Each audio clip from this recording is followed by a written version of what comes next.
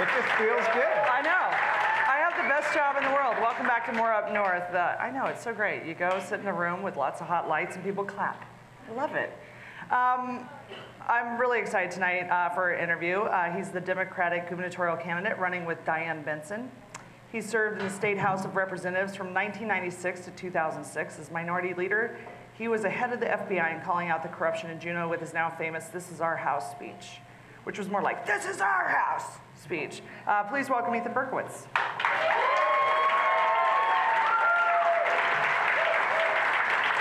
Oh my gosh.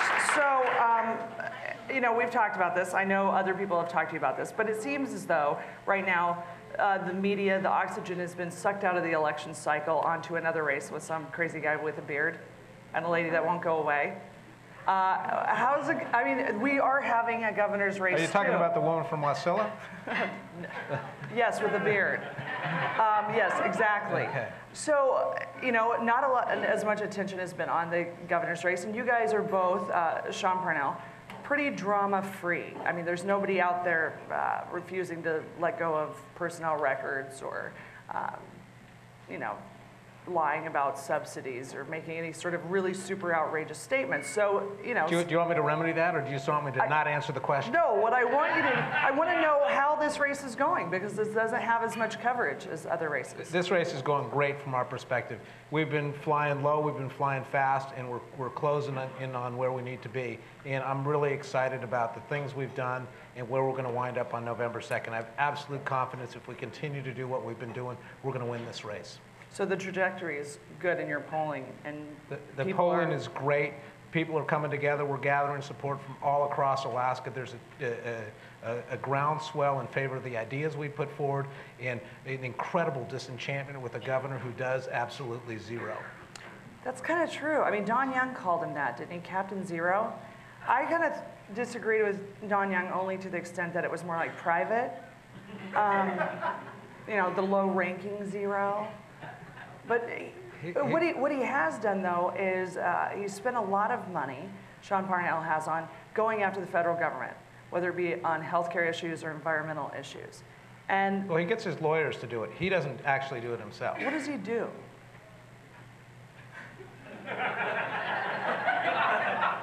I don't have the answer. Well, do you remember when Sarah Palin was running for vice president? He was supposed to be, you know, in charge. I would call their office like every day, and they'd be like, "He's on a plane." And I was convinced that the plane took off at like 8:30 in the morning and landed about 5:30. That's a full day's work. And I don't know that anything's really that different now. It's changed. So some of the issues that are coming up, and I had an email earlier asking me to ask you about this. One of the issues that probably doesn't get as much talk about as oil and gas issues is the Board of Game issues and how Alaska deals with and manages our resources, our animal resources, our four-legged resources. And not to be confused with some people in outlying areas. You know, and it's gotten really severe in the last couple of years. Well, really since Berkowitz. I mean, the Republicans have had 3 times at bat now. Frank, Sarah, Sean. And what they've done, you know, shooting habituated bears, wolves and bears from helicopters, and then gassing pups in their den. Mm-hmm. How do you see this issue? Do you see this as sort of a fringe issue? Do you see this as something that actually is important to Alaskans on the whole? I think it's actually symptomatic of something bigger, is we need policy that's driven by science and fact instead of policy that's invented by politicians and then they go round up the science to back them up. And I want to make sure that whatever policies that are promulgated under my administration, we have a clear scientific understanding for it. It's done according to the best practices, and that's how it's going to proceed.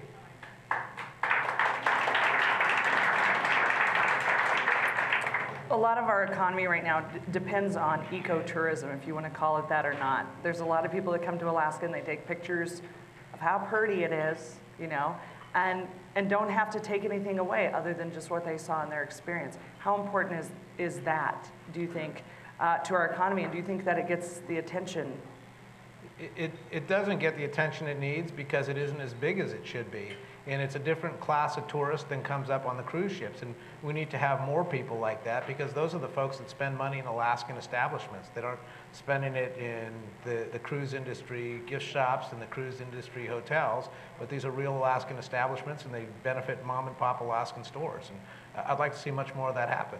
It's a great way of spreading how great Alaska is to the lower 48 and around the world, and we're just not doing that vigorously enough. What would you do to attract people to come to Alaska to visit? You've got to market Alaska. I mean, we think it's great here because we open our windows and we can see it from our houses. Right. So to speak. As long as you're not distracted by seeing, another country or something. Yes. But the rest of the world, we need to put it up on TV and show them that Alaska's a fabulous place and that Alaskans can be welcome hosts and that we've got a lot to offer, and we're just not doing that enough. I love that Everybody Loves Whales is here right now, because it's going to be great to see on the big screen. Exactly that. Parnell's endorsement of Joe Miller. It's a gift that keeps giving. I just love it. I want to ask you about that. What do you think that's based in, other than? Well, I asked him about it the other day in a debate, and he said, well, his party selected Joe Miller, and he was going to honor the choice of his party. And I chastised him. I said, you want to put party first, it's time for us to put Alaska first. And that's the big part of the problem. Sean Parnell is all about party. It's all about doing what other people tell him to do instead of showing real leadership. And I've also been real clear that every time Sean and Joe hug, I want to send them both flowers. I know. Any two politicians that are so anti-gay must be, and two politicians that are so anti-choice, I don't know if they have Venus envy or what it is, but it's really peculiar to me, the whole uterus police thing that they both, they both seem to have that going for them. And I want to, this was a question that came in. How is Sean Parnell, who Captain Zero, right now he's ahead in the polls, and how do you beat him? Do you think part of the reason right now that he's ahead in the polls is because he doesn't do anything? I think that's part of it, and he started way ahead. And if you look at where he started as opposed to where he is, he's on the slow decline. He's going down faster than throughput on the Trans-Alaska Pipeline. So he's going to disappear come November 3rd. Well, wouldn't that be interesting? But he's not a witch. The Disappearing Act. I thought you were talking about Delaware. Yeah, I kind of was. But and right now, with the GIA coming through, there was an open season that was, we don't know what those numbers are. Bill Walker was very much critical and demanding those answers out of Sean Parnell about, okay, what are the bids? What's going on with this? Is he going to come out with any of that information? Is that important to you? It's important to me. I mean, these are public resources. Alaskans have a right to know what the results of the open season were, and anyone who tells you that they'll tell you after the election, that's a version of the checks are in the mail or any of the other kind of lies like that you might have heard in your life. Is it normal not to show those things? I don't know what normal is, but I know that when you do business with the people of the state of Alaska, the people of the state have a right to know what the results of that bid were. And Sean Parnell is denying us what should be ours by right. Well, I agree, because it seems to me that he's working on our behalf, and we don't live here on his behalf. No. So, to be open about that. And I also, the other point about that is the more Parnell, he's given mixed messages as what the results of the open season are. He does press releases critical of the proposals that we put forward, saying there are no bidders, there are no shippers, there is no plan. He'll say that one day, and then the next day he'll tout that it's a successful or a good open season. And just by virtue of that mixed message, he creates a problem if the open season failed, and I think Alaska should get out from under the AGIA process. That's the way for us to move forward on an all-Alaska line. But the more Sean Parnell says things like this is a successful season, the more he puts the entire state in a box. And that's not a good place for us to be if we're going to have the kind of independence to build an all-Alaska line.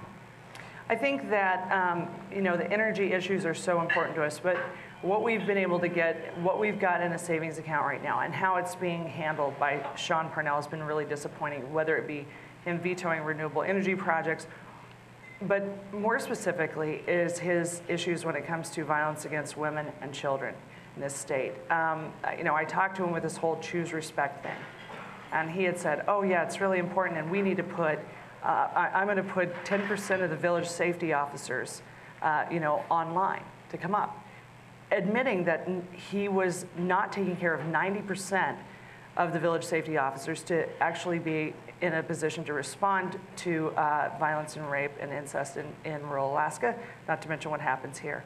And I want to know, I know you're running with Diane Benson. This is an issue that she's been very public about, but what do you think we should do? Because, he's willing to put 10% in, which is an F at the school I went to. And I know I went to public school in rural Alaska, but still. Diane has been a champion for the cause of opposing violence against women, and she's been very critical of Sean's choose respect approach. She said that's fine for the grade school, but you need something that's far more comprehensive. And we've said that you need to do things for victim services. You need to have shelters. You need to make sure that there's alternative living arrangements for people that have been victimized in domestic violence situations so that they don't have to return to the abuser. There's a whole range of things that have to happen.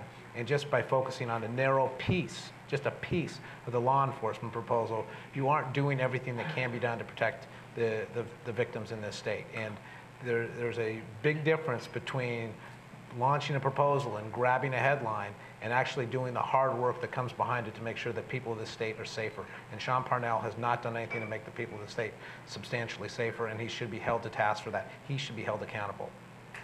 Absolutely. Well,